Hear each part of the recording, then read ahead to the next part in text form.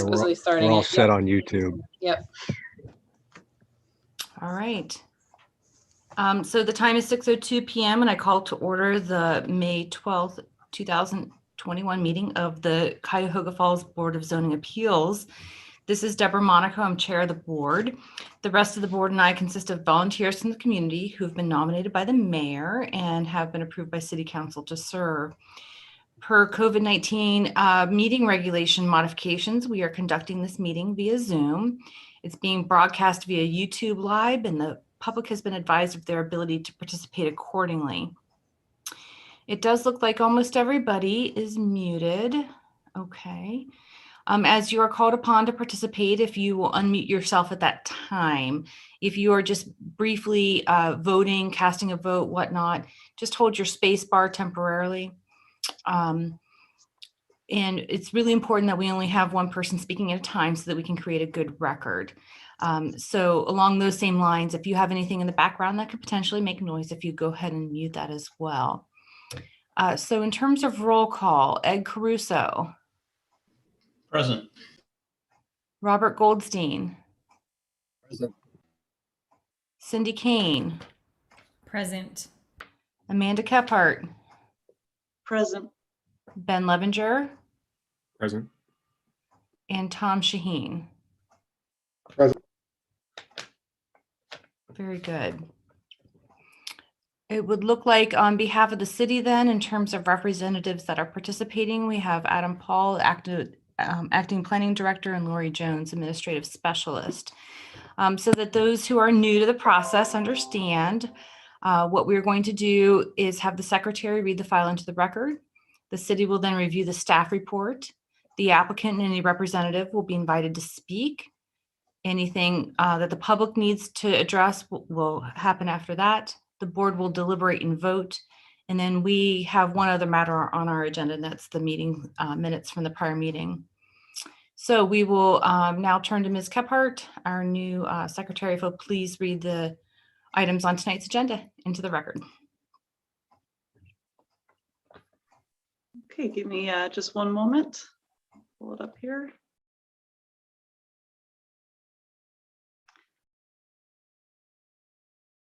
Okay, so the agenda items, this is applicant owner Robert Godell has filed for an area variance from the requirements of the City of Cuyahoga Falls General Development Code. The request involves additions to the existing barn and attached garage at 4197 Bel Air Lane. The zoning designation is R1, large lot residential. Table 1132-2 residential lot in design standards allows a maximum of 1,000 square feet per acre, limited to 2 accessory buildings in an R1 district. The 1.7 acre area of the two combined parcels at the subject address permits 1,700 square feet of accessory building area, which must include attached garages. The proposed barn and garage additions would add 816 square feet of accessory structure area, bringing the total to 2,516 square feet.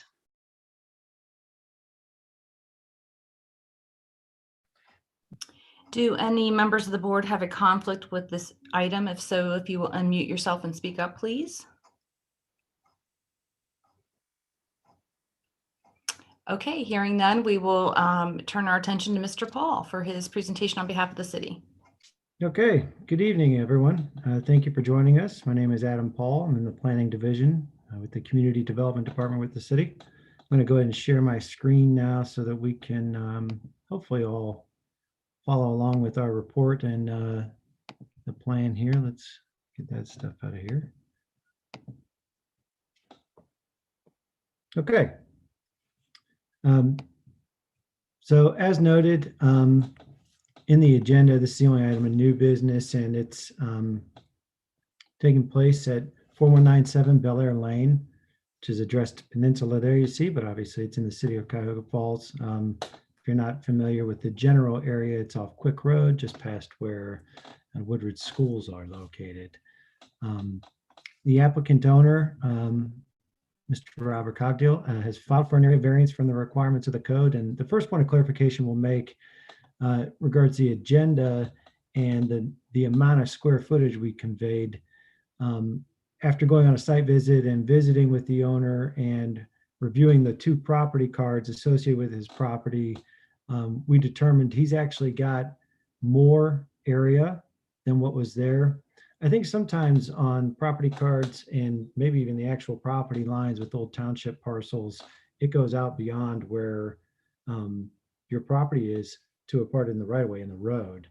And there were 2 different calculations I made with the property cards when I sent the notice. And then anyway, it looks like, which is reflected here in the application summary in your report, that he's closer to 1.83 acres. So we took that total and based on his confirmation of what the area is, and he would actually be permitted 1,830 square feet.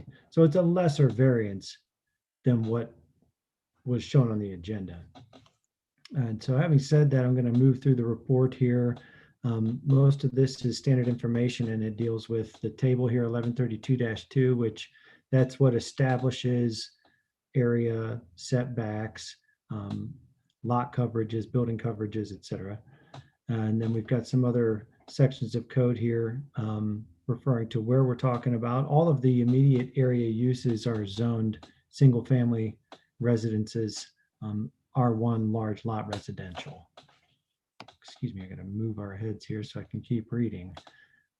The project background is that there are several additions to existing structures at 4197 Bel Air Lane planned for renovation and improvement. The initial review covered multiple code requirements, some related to non-conforming structures. You know, if they were to build this house new, as all of the other homes there on Bel Air Lane, or just about all of them now, have been built, they're required to meet this current R1 standard. And some aspects of Mr. Cogdill's property don't meet that now. It was nothing that impacted the variance before you, but we're looking at all those things because when you come in to apply for more structure or more covered area, we have to consider all these different elements of it. Part of his project deals with an addition to the attached garage. That's a 6x28 addition, 28 being the depth of his garage, and it's a fairly straightforward part of his project. He needs to widen it. The property card lists the garage at 20x28, which is 560 square feet. And then he has also existing, which we'll get to some of the nonconformity stuff that I mentioned in a moment here, but also existing behind that on the rear of his property is a barn, which he gave me at 960 square feet. And the plans show a 24x12 shed roof addition over existing stamped concrete on the west side of that. So if you were at his driveway and went down on the side of his barn going inward toward his lot. The reason that's included here is one that we've discussed at this board several times. And although it doesn't add hard surface coverage to the lot, because there's already a stamped concrete patio there that would, the way we define structures and by having an extension more than 3 feet of an eave or overhang, we include it in the accessory area. And then in addition to that, on the same structure, this is the detached barn behind his house. He's planning a 550 square foot addition on the backside of that barn. The combined accessory square footage of the building areas exceeds the allowable code standards for R1 large lot. And that's based on, that's all laid out in table 1132. That table permits 1,000 square feet per acre for accessory structure area. So the area of the 2 parcels, as mentioned previously, totaled about 1.83 acres, and that permits 1,830 square feet of accessory building area. The combined totals of the accessory structures, including proposed additions, would be 2,156 square feet. So as I mentioned, both the structural and walled and enclosed additions proposed to the attached garage and barn are clearly required because they're additional walled building area to what exists there now. And then I've just provided the building area and total surface definitions here that help further explain why the covered awning over the patio would be included. In discussion with the applicant, it's also the property owner, he stated hardship exists due to the fact that his lot contained non-conforming structures by size, and when he added acreage to the rear, he believed there was a reasonable assumption he could add on to those structures. So, the area of those two things combined, the barn and the attached garage, would exceed what's permitted for his whole lot of the two lots combined. He thought, of course, after he bought his principal parcel where his house is and which the barn is on, that if he added more area behind him by adding, he could add on to those things. And that was based on discussion I had with him at his site there. And what you're looking at here is the rear elevation. So this, of course, shows you the existing barn. This is the proposed addition along with this section here. And he has longer range plans, I guess, than just the barn that don't include structural space, but he can explain that more when he talks about his application. But this is the addition that would go on the rear of the barn. One thing of note, and I didn't know until I was over on Quick Road again and getting a side look at it, is that I don't know if we included this area in the existing barn square footage. But again, it's really kind of what would be the same on the other side of it. It's a covered awning area. So continuing through our staff report, we see the site plan, and I made mention of some of his other project goals because they're on the site plan. And so there's, covered porches being constructed at the front.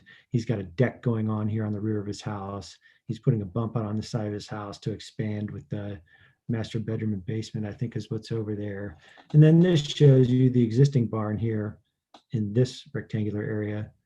This would be the covered roof area over the patio. Then this portion accounts for the rear addition, which is really the main part of what we're looking at this evening. This is the addition here to the attached garage on the ranch home. So hopefully that gets everybody oriented to the site. Department and other agency comments, as you know, we forward these to other city departments for review. The electric department had their stock comments that no change in existing electric services noted, and if there were change in equipment, it would be at the developer expense. There were no other comments received. And so then we get into this review criteria, gives you the section of code there and discusses what we're asked to look at when we consider a variance. And those are all laid out here with some responses from the city staff. I'll go through them now just for our records here. Development of the property in accordance with the standards of the current or planned zoning could not occur due to unique physical conditions on the property. Though not contributing to the requested variance, the shape of the property is somewhat abnormal. It's triangular or pyramidal. It goes back in the way that you can see on the site plan there. The initial property, the front parcel, would have had a non-conforming amount of accessory structure on it. When adding the rear parcel, the amount of accessory square footage conforms and will allow for one more building and/or 310 square feet of additional accessory area. So that's what he can add without having to be at this board. B, granting the variance will be consistent with the purposes of this code and in any specific intent or sections of the zoning regulations. Now, granting a variance is not consistent just in the simple understanding that it's tiered to allow you more accessory square footage for the larger your property is, depending on what the zoning is. C, the difficulty cannot be alleviated by some method feasible for the applicant to pursue other than by a variance. He could alleviate the need for variances by adding accessory area that just met the code. However, he has stated storage needs, which he displayed on the site visit, that might reasonably exceed his current storage area space. And again, he'll speak to that in more detail, but he was kind enough to take me through his property and show me some of what he's working with. And what I saw, he was at capacity with what he currently has.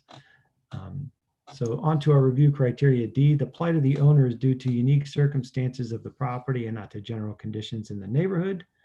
And those are evaluated by these other two sub-criteria. And the variance request does not appear to be based on any unique circumstances of the property or the result of sources beyond the control of the individual owner. And two, the circumstances for amount of allowable accessory building area will always be specific to the size of the property in question. And that's again, just based kind of on the fact that the way our code works is that if you have larger property, we intend not to penalize you for it. You get more accessory square footage, even if you're zoned the same thing than maybe what the next person might, whether it's larger or smaller. So it's always going to be unique in that way when we're talking about this subject. Excuse me. E, the development sought to be authorized by variance will not alter the essential character of the locality and is the minimum variation to relieve the practical difficulty. The proposed garage would not appear to alter the essential character of the locality and is similar in size to the other accessory structures within the immediate area. Just around the corner on Quick Road and immediately in the line of sight from Mr. Cogdill's backyard are two pretty sizable accessory structures. They're in very good shape on a well-kept property, but that's just to the point that it would not change the character of the area. What he's proposing, I think we would agree would result in, quality materials and built to a high standard that would be expected for the Northampton planning area. The variation is not substantial in relation to the requirement and will not have any adverse effect on services or adjacent property. The accessory structure square footage variation is somewhat substantial, and the request is to add more space than the equivalent of what we require for a minimum sized 2-car garage.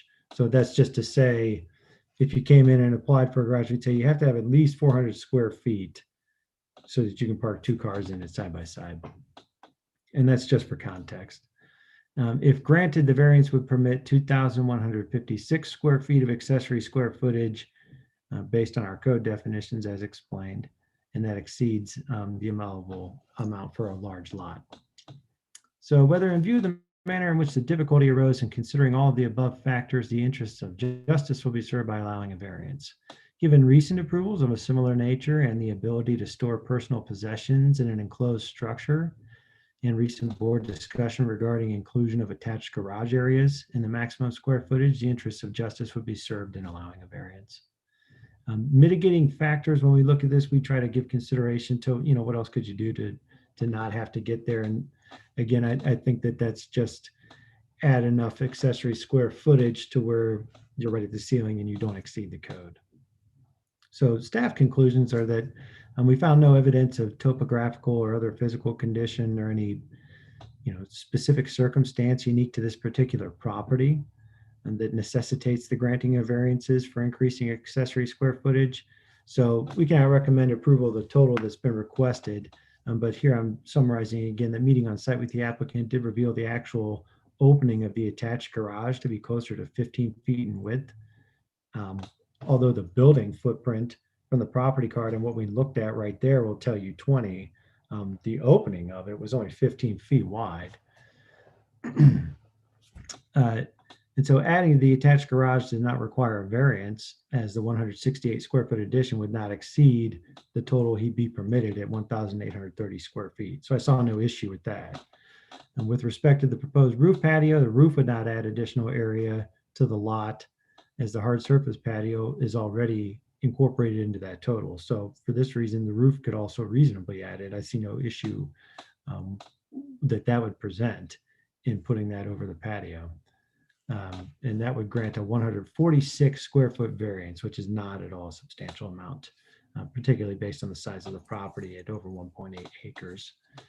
And so moving through the end of the report here, I provided the different action items you can take on this after you've had full consideration and heard all the evidence, and provided a sample motion. This should be amended though, because we've got the correct N number here, which should be, or no, excuse me, we have it on there, right? I apologize. And what the sample motion does is lays out for you which of the action items you could choose to speak on, and I gave you the city's recommendation. So that concludes the staff report. I also want to make sure that we take a look here at the supplemental items that were sent, and the applicant will be speaking to these pictures in the review of his application.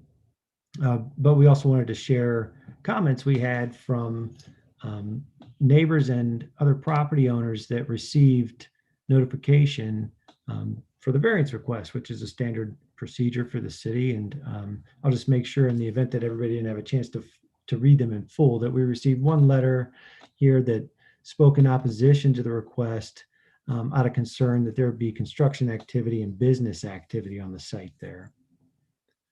Following that, the applicant was also supported here in a positive way by Ward 8 Councilman Frank Stams, who wrote to ask for your approval. He wishes to add on to his barn, and Mr. Stams supports that request. And then following that, although I don't see each of those within this part of the binder, we've got a number of letters that were forwarded from the applicant, from his signed and dated by several neighboring residents. I want to make sure these get shared with you.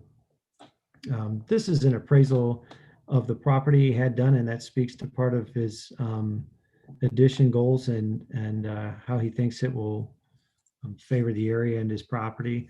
And then you'll see we've got a number of letters, and each of the ones here that follows are in support of the board granting the variance.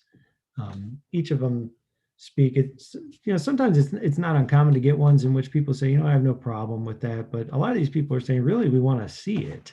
We think it fits, it's situated very well with where it's at in the Ward 8 district. We love being here on Bel Air. He does quality work and helps us as a neighbor. And so that's really reiterated throughout each of these. And you can see each has their name and address here for you to refer to directly. And that's the second of those. This is a third one from a neighbor on Bel Air Lane that speaks in support of granting the variance request.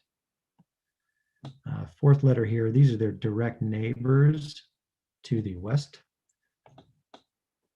going down Bel Air Lane. They say he's a consummate neighbor and that they'd be glad to see the workmanship that he puts into it with all the improvements that are being made there. I think we've got some additional ones here. In fact, we do, yes. Another letter supporting the request for variance. And then again, Mr. Stams provided the same. So if we didn't get you those, that should have been included in the previous link that had the supplemental information.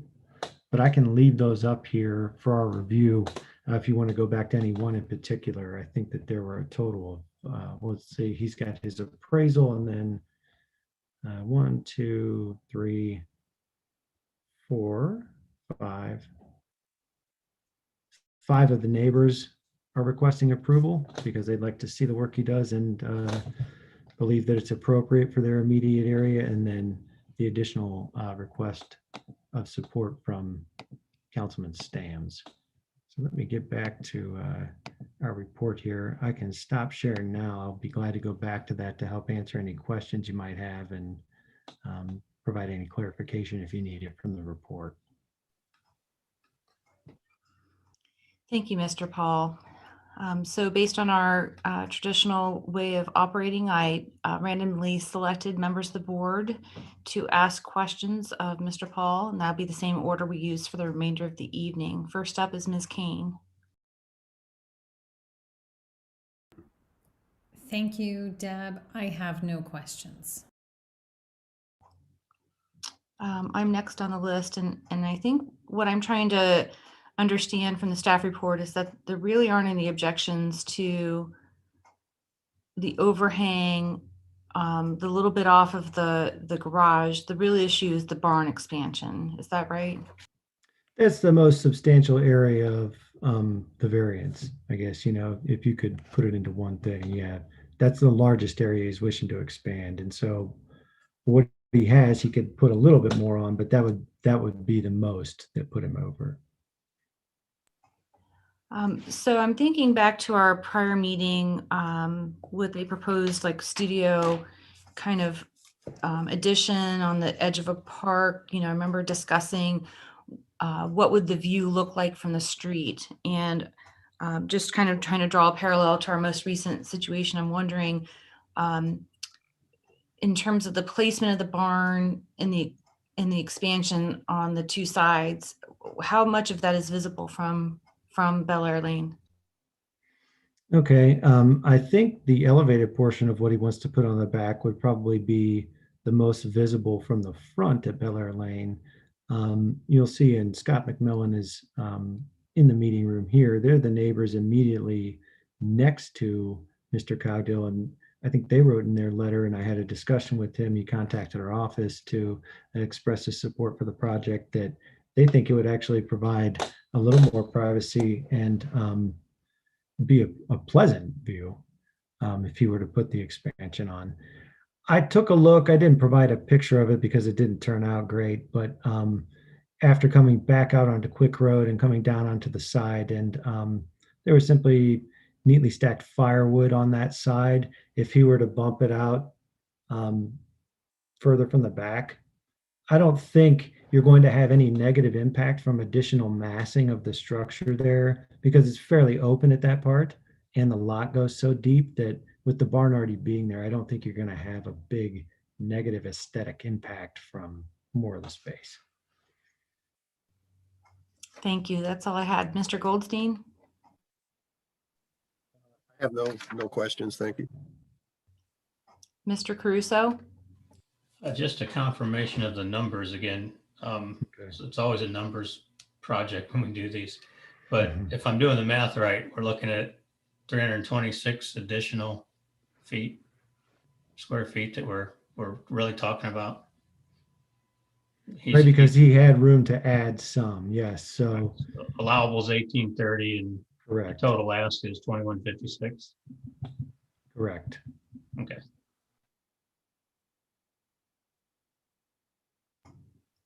Mr. Shaheen? Adam, I don't know if this is a question for you, but the addition next to the addition to the barn, is that like a two-story structure, or what exactly is that? Yeah, and I think it will be better for the applicant to help answer that. He's in this business and he knows what he needs out of it. But briefly in discussion down there, he's going to use it for some additional storage space and to hopefully house some pool equipment that he needs. But it is elevated, yes, above where the rest would be more like, I don't know if it's a shed roof coming off the back, but yeah, that part would be, I think it was even termed a tower on that part, but it's not higher. My understanding is that it will not be higher than the existing barn.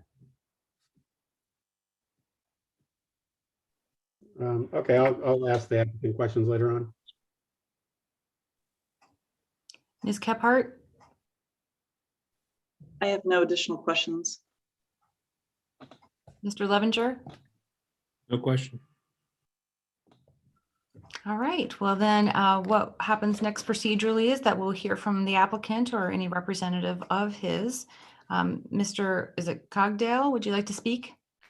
Yes, it's Rob Cogdill. Rob, And okay. I just excuse me need you to for, raise your right hand first of all and swear to tell the truth. I do. Your name and address, please, for the record. 4197 Bel Air Lane. Robert Cogdill. Thank you. Please let us know what you would like us to hear about this. Okay, excuse me, it's my first Zoom meeting, so bear with me. I'm not used to this kind of stuff, but well, basically, kind of give you a little backstory. My family is mostly from Cuyahoga Falls, but our siblings and ancestors are all from Northampton. Still reside there. Have plenty of cousins and actually brother and sister that live in Northampton, or Cuyahoga Falls, what was once Northampton. So I have a good, strong feeling for that community and what would look good and what doesn't look good. And I've always been drawn to that area. So it's really, this is the house I want to fix up and make, the forever house. I've remodeled enough homes over the years that this is the last one I think I want to work on. So having said that, I bought the house back in 2017. When I looked at the home, I kind of fell into it. I looked at it as the homeowner wanted me to do a repair on the home and in hopes of selling it, and basically bought it on the spot. The barn that we're talking about, when I first looked at that house, there was water rushing from the street all the way down the drive and through the front of the barn out the back. So it was a wet area. It was a mess, but I saw it had potential, and that was one of the things I really liked about it. It has character, has charm. Mr. Shaheen, you were talking about the silo.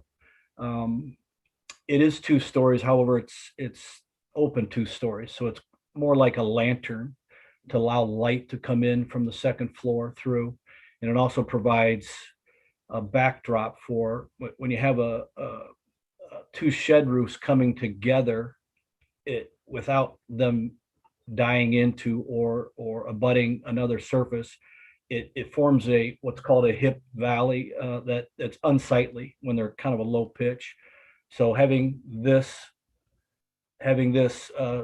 tower allows for both those shed roofs to die into a flat surface, not create a water problem, and give more of a sightly, aesthetically pleasing look. Also, it brings proportion to the barn itself. I've been in this business, remodeling and construction, since the late 70s. So I've learned a thing or two about proportion and what looks good and what doesn't. So this will fit. And it on the surface, it looks excessive, but when you go through the list of things that we store and use on a daily basis at the house to maintain the property, and you start adding up the amount of space and floor space they take, it really is a necessity for a number of reasons, and I'll go through those. Sir, If do you need you'll me to allow go me. ahead and share your pictures now, or where did you want me to pull Well, that in? first of all, let's go back to the letters. We'll get into the pictures here shortly, but the letters, there's actually 7 neighbors. I just received another letter from Mr. Quick, but I think there was 7 neighbors that were in full support. And a lot of it is because we have a small community. This isn't your typical neighborhood. And I think every house, every variance that is requested, I think it should be judged on its own merit and in its uniqueness. This neighborhood, there's beautiful new homes going in. Before I purchased that property, that was all field. There was only one house that you could see from my front yard, and they are now gone, and we have 8 or 9 new homes going up in there, and they're beautiful. They're larger homes. It's not my cup of tea as far as having a large 3,000-4,000 square foot home. I'm very content with a 2,000 square foot home and 1,800 square foot barn. I have a lot of stuff. I do a lot of stuff. I am a hands-on type of person. I maintain my property. I help the neighbors out. I like working on things. I do a lot of projects, so I have things that need to be under roof. And I think if you read some of these letters from the neighbors, the whole tone of it is, yeah, we think this fits well. The neighbor community type atmosphere that we have there. Everybody helps each other out. And a lot of the reason, and we can go through those pictures when you want, Adam. However, a lot of reason, we need this extra square footage. We have in the plans a in-law suite for the basement. We like to have a 1-level entrance and exit, and that is at that barn level. So I need to have one of those bays constantly open for a vehicle. And when that happens, that they can get in and out without having to step up 1 step. It'll be a 1 level to the basement and their in-law seat. So having the walkout is kind of a nice feature there. In the house, there's from the front door to the first floor, there's 3 rises. So you can do a ramp, but then again, that becomes a little unsightly. I'm not a big fan of having a ramp in front of the house if we're ever to need one. But let's get back to the other things. Storage of equipment. To maintain a property like that property, it's not your typical property. It slopes from the street to the back significantly. I would say at least 15 to 20 foot drop from the street level. and further into the ravine. And also, there's a lot of water coming from that road. Right now, if you look on some of those pictures, Adam, you can bring a couple of those up. You'll see that probably, I'm guessing, and it's just a guess, that when the Falls annexed Northampton, this road must have had some sort of a maintenance done to it and raised. And the road itself is higher than my yard, which slopes into the yard, and they did try to swale it. And then on both sides of the road, you'll see drainage ditches that have culverts that run underneath the road. One runs from south to north, and one runs from north to south. They're trying to catch that water, but the strange thing is all these drainage pipes, like this one right here that you see, run onto the resident's property. And this is street water. This is water that we have to maintain, and we have to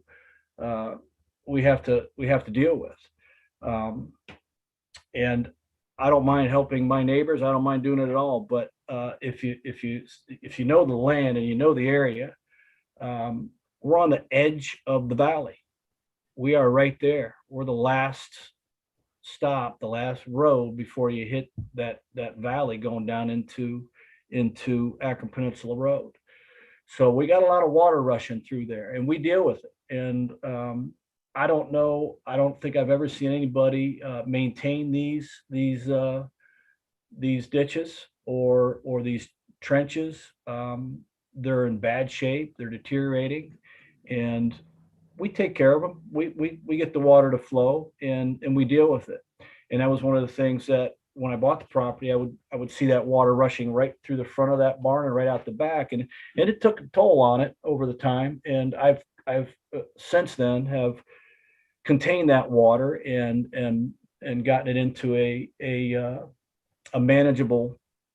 Mr. Cogdale, I'm just going to jump in here and to help the board understand the information you're providing. Can you tie this information regarding the water to the requested variances? Yeah, I can. So we maintain these. You need equipment to maintain these. I have that equipment, and I house that from time to time, not all the time, but from time to time I house it. And I like to keep that in a safe place, secure, dry, and out of the elements. So yes, that water issue, you can see through the letters that the neighbors have all been appreciative of my efforts to help them with those challenges that we all deal with water issues. So having equipment. So what kind of equipment are we talking about? And is that what you need the expansion of the garage for? The barn? Well, it's part of it. So there's a number of reasons why I stated the extra space for vehicles and having an in-law suite and have their own garage space. That's one of them. Having a spot for them to sit outside under that covered porch is another. And then, so when I use that garage space in the barn, it now takes away from space for the equipment that I need to maintain that property, my property, and in particular, when the neighbors need help, I'm always there to lend a hand. So yeah, the added spaces for the equipment I have now to maintain the property: mowers, sprayers, tractors, augers, my excavation equipment, my skid steer. So that stuff really I would like to keep inside most of the time, and have a place to put it out of the elements. Okay, I think that's all very helpful information, and I think we are going to move ahead with questions from the board, because I have a feeling there's more information that you could share, but to directly address the concerns of the board and get Sure. to some very specific information, I think would be helpful for everybody. So again, I'll turn to Ms. Kane.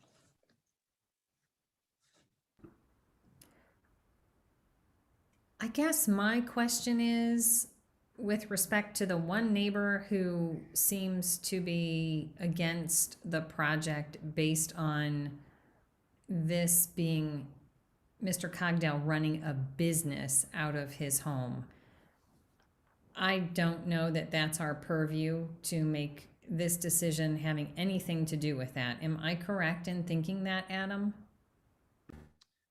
It's a fair question. It's a fair concern raised by the resident. We field those types of concerns in our office.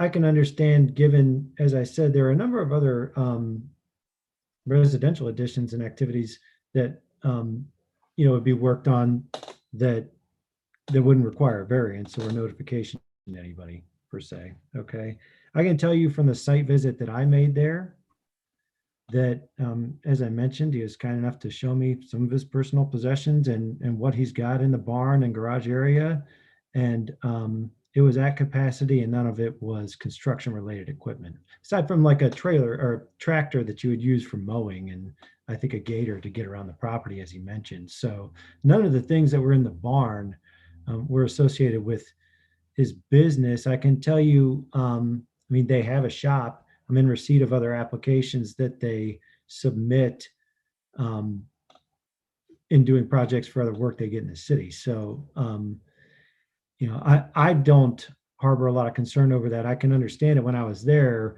was a Bobcat, but it was a Lepo rents one, and there was some site activity, but there was work going on. So that makes sense. So I completely understand the concern.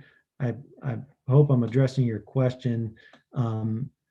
It's not inappropriate for the board to ask, would you be expanding here for business purposes? I think I probably would have addressed it in more detail in the report if I shared that concern. Thank you. That's helpful to me. I have no questions for the applicant. Mr. Goldstein?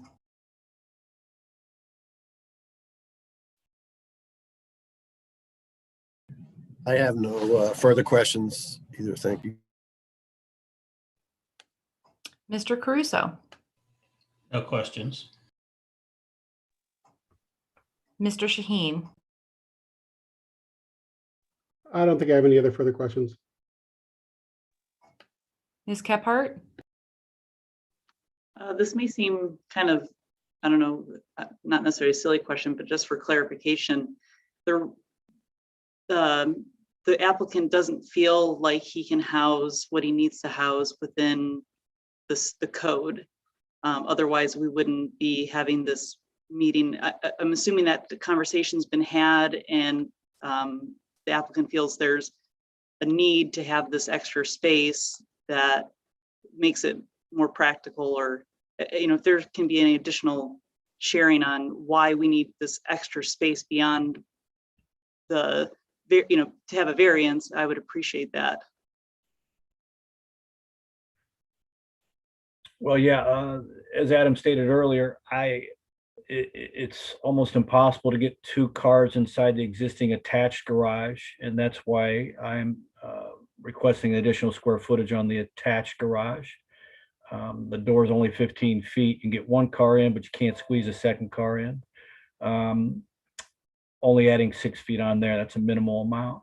And as far as the rear, the barn, it's limited. It has posts inside. You can't really get around too much inside of it. I do have 2 lifts in there already that actually have I have classic cars that I collect, that I keep up off the ground to have that extra storage underneath.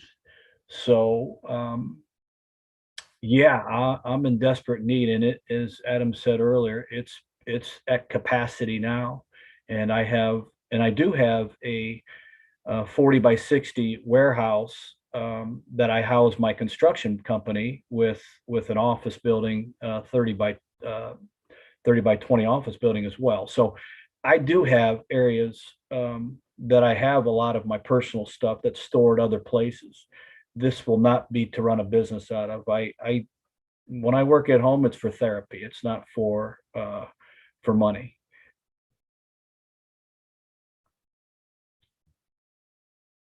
And one additional question, this might be better for Mr. Paul. From what I understand, this isn't the first potential variance on this street. There has been variances approved in the past for Bel Air. That's a fair question because, just your tenure hasn't been as long as some of our other board members. Not on Bel Air Lane specifically, some other R2 lots and not far, also in Ward 8. There have been other requests for additional accessory square footage. And part of the sticking point, I think, with that, when I speak with residents or contractors, variant applicants, is that they're kind of caught off guard that their attached garages count toward that. And so we've kind of had a lot of discussion about that with the Board of Zoning Appeals over several of these application procedures. Thank you. I have no further questions. Mr. Levenger? No questions for me. Very good then. Our next point of procedure then would be to entertain anything further from the public.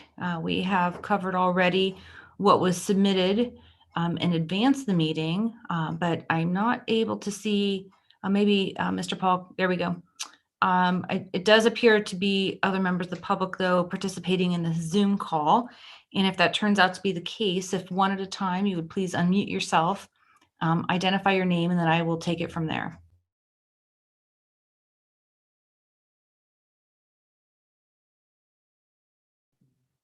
And you may be able to do so by using the raise your hand function on here. I think that's how we've handled it in past meetings. I think I found the button finally. Sorry about that. Yeah. Yes, I'm the neighbor across the street, and I first of all wanted. We're just one step at a time Yeah, here. I'm Please sorry. state your name for the record. Yes, Maurizio Hilge. And would you raise your right hand and swear to tell the truth? I swear to tell the truth. Your address, please. 2144 Cross Creek Trail in Cuyahoga Falls. And what is it that you would like us to know? I own the lot across the street from Mr. Cogdale, and I met him about a month ago, and I don't have anything against personally. I just wanted to ask some questions and clarifications of the variance. According to the sketch, it sure looked like maybe I misread it, but it looked like the additional barn was going to be built right by Bel Air Lane, and it sounded like from the conversation that wasn't the case, or that won't be the case. Is that true? If you go back to the sketch, if you go back to the sketch that was shown previously. You'd like to know where the barn is going to be located. Right, exactly, yes. See, it looked like from the sketch, you see Bel Air Lane there, proposed garage addition looked like it's going to be right there by the street, which maybe I misread that. Yeah, I think so. This is Bel Air Lane here. It's Right. shown. It's shown as the 60-foot wide street, right? And Right. so then this is the driveway. This is Right. the two-car attached, and back here is the barn, the existing So barn, and then what is that additions will be square by the behind it. street that says proposed garage addition? What that right there? That is a note pointing over here to the 6x28 addition that would go onto the attached garage Okay, of the ranch. Okay. okay, that was my misunderstanding then of that drawing. Okay. So yeah, if the construction is going to be in the back, I really don't have an objection to it. And Mr. Cogdell already explained that his business equipment will be stored somewhere else, which is something else that I wasn't aware of. So I'm really not opposed to allowing the variance in that case. So, and I appreciate, first of all, I appreciate him helping all the neighbors. I hope I'll be one of them once my house gets built finally. If the builder ever gets going on it with all the construction costs and resource shortages. So just on a personal note, I appreciate that very much. Well, thank you, sir. That was very helpful to have the clarification to the letter that had previously been submitted by you into the record. Do we have any other members of the public who wish to address this issue?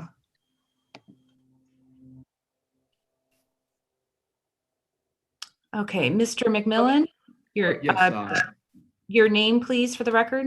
Sure. Scott McMillan. Do you swear or affirm to tell the truth? I do, yes. Your address, please. 4175 Bel Air Lane.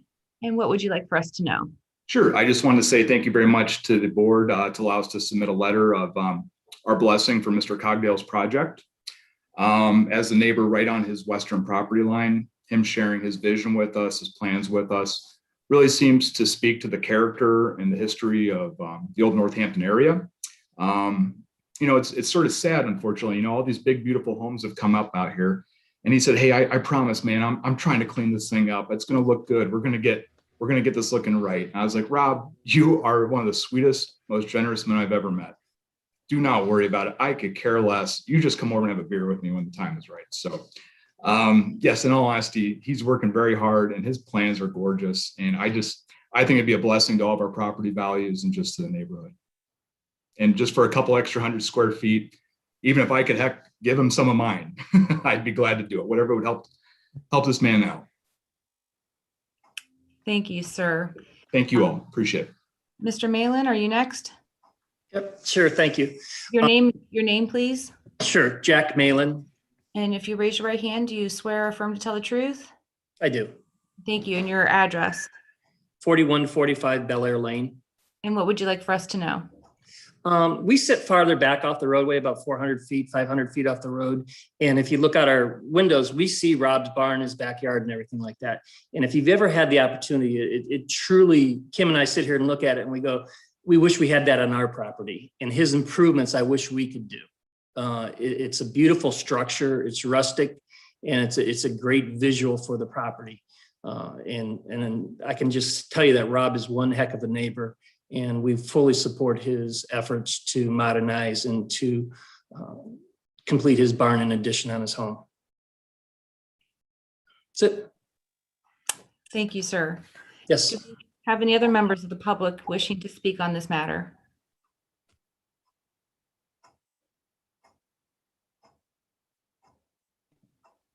I'm not seeing any of their hands raised or anybody else coming off mute. I am not either. In that case, procedurally, what happens next then is the board will deliberate, as is our practice, in the manner previously selected. Members will essentially let us know where they're leaning on the request for variances. Again, Ms. Kane. I'm inclined to approve the request. I am also inclined to approve all three requests. Mr. Goldstein. After hearing all the factors and after considering it, I would be in favor of granting the variance. Mr. Caruso. I would also agree. I've been by the site numerous times. It's extremely active. Rob's doing a lot of work. I think if we give them some extra space, the stuff that people are looking at that might be unsightly will be under roof. It's not under roof now because there's nowhere to put it. So I have no objections. Mr. Shaheen. I have no objection. Ms. Kephart. I am leaning towards full support of the variance. Mr. Levenger. I support all three. Well, it appearing that there are not any further deliberations, it would be time for us to entertain a motion, please. So if I may, Madam Chair, before you do so, I'll go ahead and share my screen to give you a point of reference for whomever makes that motion. It sounds like, and I'd ask you to make sure you're just aware of the specifics of it, that if you want to amend what I wrote, you'll need to do so, and you could include the entirety of the full square footage there and just state that it would be based on the plans as submitted or something to that effect. So let me go ahead and share my screen now. I'll get you the administrative guide I provided for the motion, and whomever makes it, once I turn this the right way, can read that as they see fit. So just, let's see here. Since Adam is sharing his screen and I won't be able to see who's talking, if when you put a motion on the table, if you'd please identify yourself. So it sounds like based on discussion that you'll go with selecting you to approve, stating the findings of fact herein and based on the evidence you heard, and that the total, I just want to get back to the total square footage. I think we're talking about 2516. Is that correct? 2156. Well, he almost got 400 more there.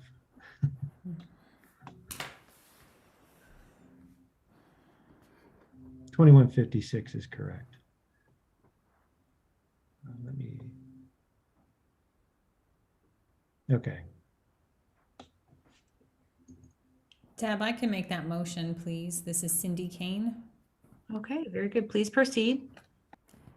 Based on the findings identified in project file VAR-21-00019, the City of Cuyahoga Falls Board of Zoning Appeals moves to approve a variance request from the requirements of Table 1132-2, residential lot and design standards with conditions. The variance results in allowing 2,156 square feet of accessory building area at 4179 Bel Air Lane based on the following findings as described herein. 1. Limited use for vehicle storage exists based on the actual width 15 feet of the attached garage opening. 2. The proposed shed roof is not adding hard surface area as the existing stamped concrete patio it will cover is already counted in the lot coverage standards, which are not exceeded. The condition of the variance approval is that it does not include the substantial barn addition proposed in the application. So I think that's where you want to go ahead and amend what was written here, and then you can provide it in your own detail to include the 2,156 square feet. Okay, so I want to omit the last sentence. Is that correct? The condition of the variance approval? I already included the 2156 in the original You did. sentence. Yep. So I would just So are state we that you good? do. I think you want to add that the barn expansion is, the variance is granted based on the plan submitted. There you go. I so move. Based on identification, would someone wish to identify themselves and second the motion? This is Ben Levenger. I'll second the motion. Then in order, we will do a voice vote. Ms. Kane? Aye. Deb Monaco's in favor. Mr. Goldstein? In favor? Mr. Caruso? Yes, in favor. Mr. Shaheen? I'm in favor. Ms. Kephart? Yes, in favor. And Mr. Levenger? Aye. So, Mr. Cogdale, and a vote of 7-0, your requests have been approved. We'd like to thank you for investing in your property, further investing in your community. It sounds like you have the full support of all of your neighbors, and I think that's pretty awesome. I do too. Thank you guys so much. Appreciate it. Appreciate your time. Congratulations on your first Zoom meeting. No, I thank you. It seemed to go well. Yeah. Great result. Thanks, guys. Thank you, So sir. at this All right. point then, if anyone would like to go ahead and leave the meeting, which is the little red button at the bottom right typically, the board does need to address the minutes from our April 14th, 2021 meeting. Hoping everybody's had a chance to review those prior, and if we're ready, entertain a motion regarding those minutes. Identify yourself if you're moving.